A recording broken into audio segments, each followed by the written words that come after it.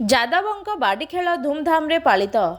ନବରଙ୍ଗପୁର ଜିଲ୍ଲା ଉମରକୋଟ ବ୍ଲକ ଗତିଗୁଡ଼ା ଗ୍ରାମରେ ଥିବା ସିନ୍ଦୁର ପରିବାର ତରଫରୁ ପାରମ୍ପରିକ ରୀତିନୀତି ଅନୁସାରେ ବାଡ଼ି ଖେଳ ଆଖପାଖ ଗାଁମାନଙ୍କୁ ଯାଇ ବାଡ଼ି ଖେଳ ଦେଖିବାକୁ ମିଳିଛି। ପୌରାଣିକ କିମ୍ବଦନ୍ତୀ ଅନୁସାରେ ଭଗବାନ ଶ୍ରୀକୃଷ୍ଣ ବାଲ୍ୟକାଳରେ ସଖାମାନଙ୍କ ସହିତ ମିଶି ଏହି ବାଡ଼ି ଖେଳ ଖେଳୁଥିଲେ। ଏହି ବାଡ଼ିଟି କେନ୍ଦୁ ଗଛର ହୋଇଥିବା ବେଳେ ବାଡ଼ିକୁ ରଙ୍ଗବିରଙ୍ଗ କରି ବିଚିତ୍ର କରାଯାଇଥାଏ। ଏହି ଖେଳର ଏକ ବିଶେଷ ତଥ୍ୟ ରହିଛି କି ଏହି ବାଡ଼ି ଖେଳକୁ 20 ବର୍ଷରେ ଗୋଟିଏ ପାଟ ବୋଲି ଗଣା ହୋଇ ଏହି ବାଡ଼ି ଖେଳ ବାହାରିଥାଏ।